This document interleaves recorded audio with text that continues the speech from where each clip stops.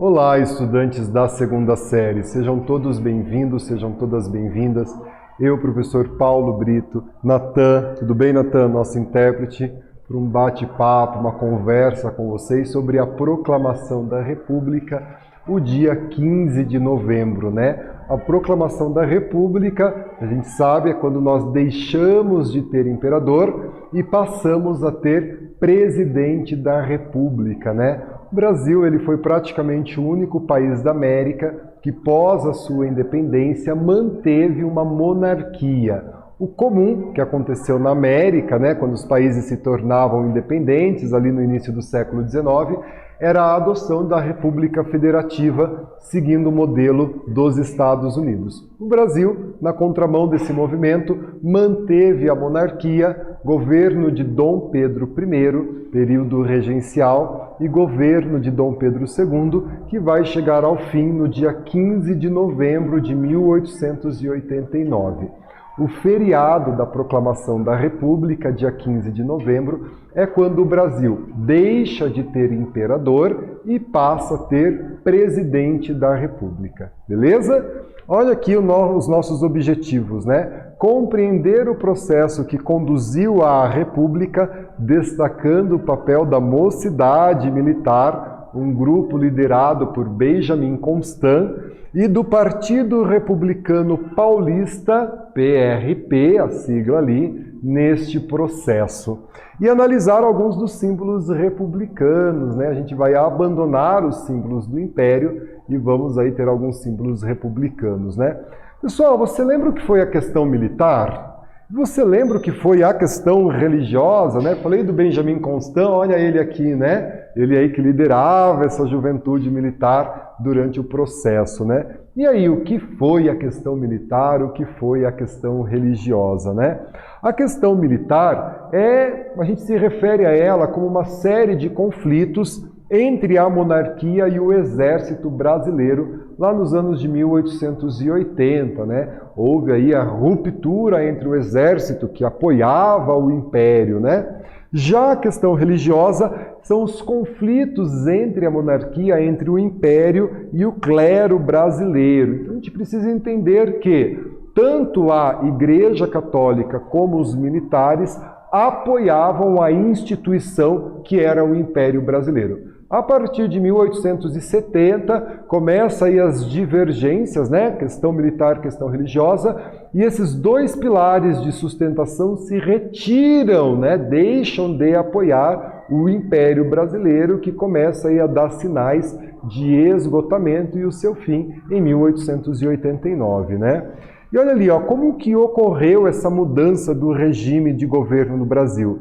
Será que houve participação popular na proclamação da República?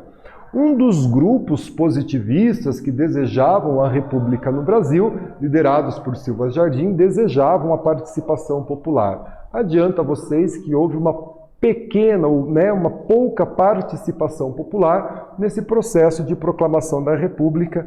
Aqui a obra do Benedito Calixto, um dos grandes pintores da história do Brasil, sobre a história do Brasil, temas históricos, o Benedito Calixto, e a proclamação da República, a gente vê, né, a grande quantidade de militares neste quadro do Benedito Calixto da proclamação da República, né?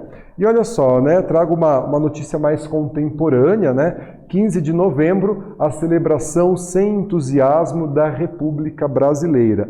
Segundo a notícia acima, o menor prestígio da data cívica se relacionaria com a forma como ocorreu a proclamação da República, por meio de um golpe e sem a participação popular. Por isso que é importante conhecermos a nossa história, né? Por que nós temos um feriado no dia 15 de novembro? Porque é o feriado da proclamação da República.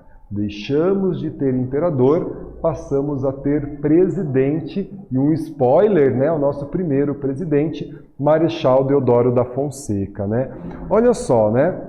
Expliquei a vocês, conversamos sobre isso, aprendemos juntos, que eram 3 pilares de sustentação ao Império: a Igreja Católica, os militares e os donos de escravos. A Igreja Católica e os militares tinham suas divergências com o Império, estavam retirando o apoio. Quem ainda sustentava o Império eram os donos de escravos. Porém, em 1888, a princesa Isabel declara extinta a escravidão no Brasil, fazendo com que os donos de escravos também deixassem de apoiar o Império Brasileiro.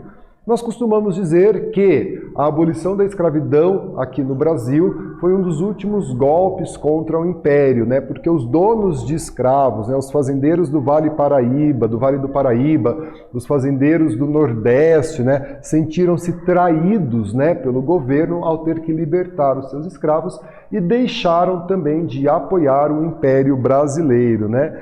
E ali uma imagem, né, da comemoração da Lei Áurea no Paço Imperial. Então, o governo imperial ficou sem o apoio dos seus três principais pilares, a Igreja Católica, os militares e os donos de escravos, né? E aqui, olha só, os fazendeiros do Oeste Paulista, que haviam ingressado no Partido Republicano Paulista, fundado no ano de 1873, se juntaram aí às camadas médias, aos profissionais liberais, né, como médicos, jornalistas, advogados e professores, né? E esse grupo se juntou aos militares que passaram, então, a defender a República no Brasil, né? E aqui o Marechal Deodoro da Fonseca, ele que vai conduzir o processo de proclamação da República.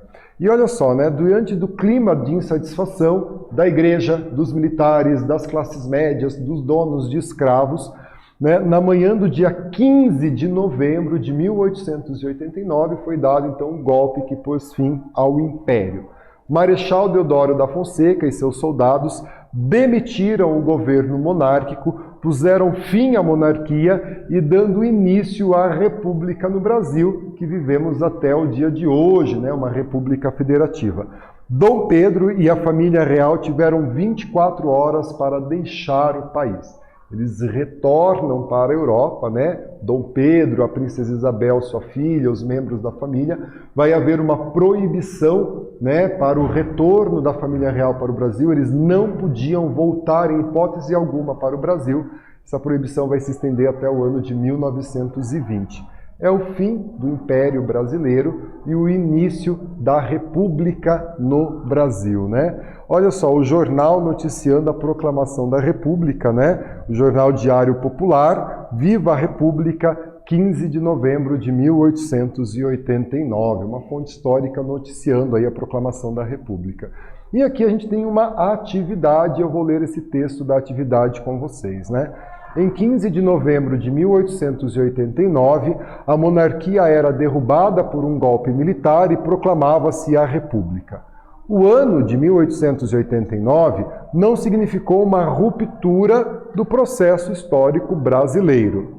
E aí a gente vê a pergunta, né? Como a autora do texto, a Emília Viotti Costa, vê a proclamação da República? Porque, segundo a autora, né, ela vai dizer que não significou uma ruptura no processo histórico brasileiro. Responda a atividade, a gente já faz a correção juntos.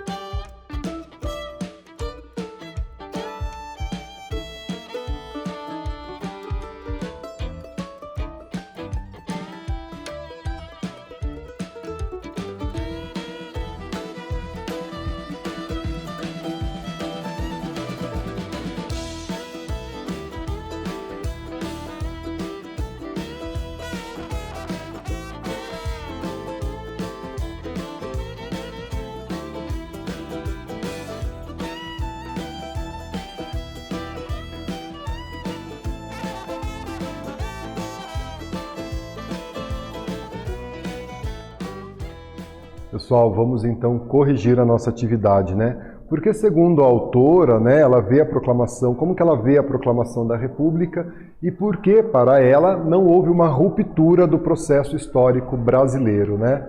Trago aqui para vocês, ela vê como um golpe, né? E não houve uma participação popular, nem mudanças significativas para a maior parte da população brasileira. Por isso que a autora, ela entende que não houve uma ruptura, né, dentro do processo histórico brasileiro. As elites permanecerão no poder, os grupos sociais excluídos, como africanos e afro-brasileiros escravizados, continuarão num processo de exclusão social no início da República, beleza?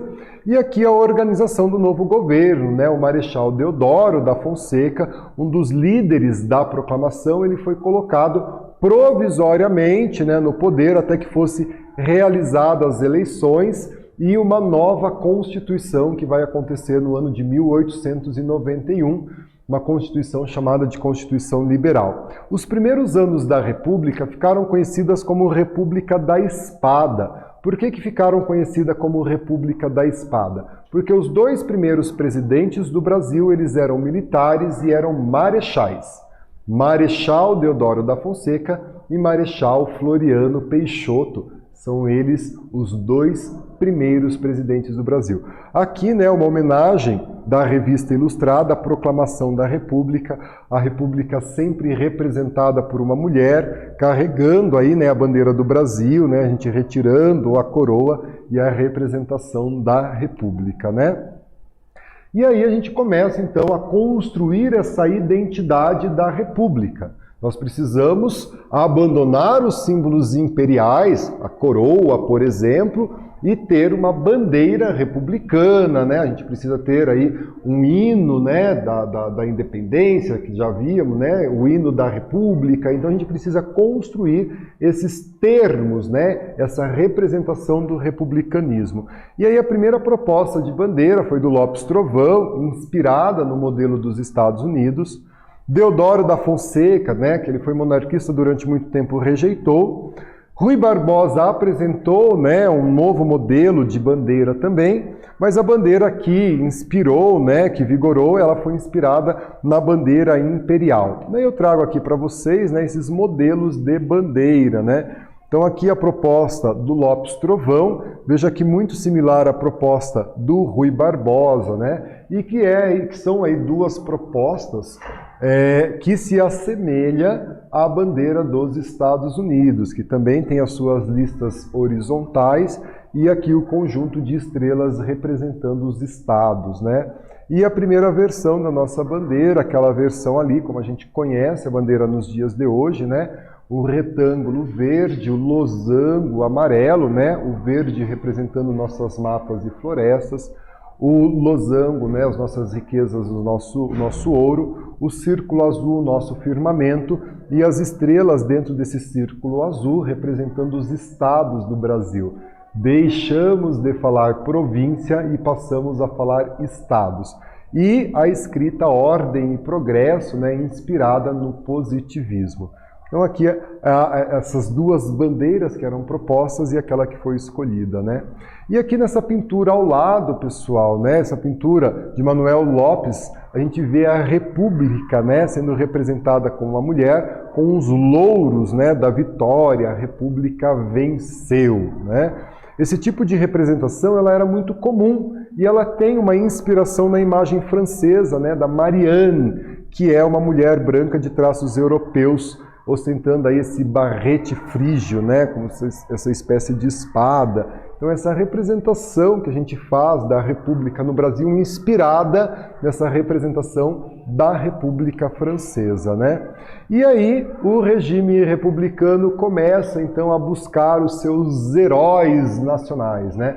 Pessoas que antes da proclamação da República lutaram com ideais republicanos. E daí a gente tem a figura do Tiradentes, né? O movimento republicano estava presente na Inconfidência Mineira lá no final do século XVIII, né? Praticamente 100 anos antes da proclamação da República, nós já tínhamos aí a imagem, né, a ideia de que o movimento da Inconfidência Mineira era um movimento republicano, defendia a proclamação da República. E a gente vai ter, então, a República buscando, né, esses elementos históricos, e aí o novo regime vai eleger Tiradentes como um herói nacional para se aproximar aí a República do Povo, né? Lembrando que além do Tiradentes, nós temos a Conjuração Baiana, nós temos a Guerra, né, a Revolução Farroupilha, que também são movimentos que tinham aí aspirações republicanas na história do Brasil, tá?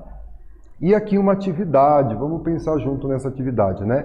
Glória à Pátria, honra aos heróis do dia 15 de novembro de 1889, dizia a Revista Ilustrada um dia após a proclamação da República no Brasil. E aí a gente tem a pergunta, né? Quais são os elementos em destaque na imagem e o que eles representam?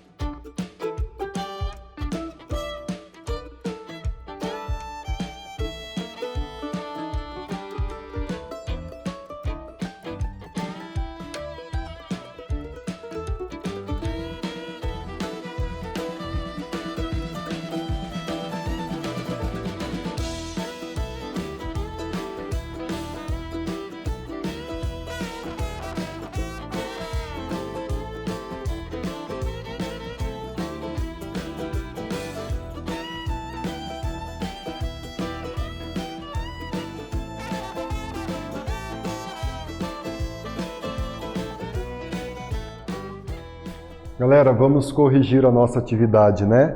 Quais são os elementos em destaque na imagem e o que eles representam, né? Trago aqui, ó, a mulher, personagem central da ilustração, é a alegoria da República, é a representação da República. Segura uma espada em uma das mãos e um escudo, e a bandeira do Brasil em outra. O Brasil é uma república.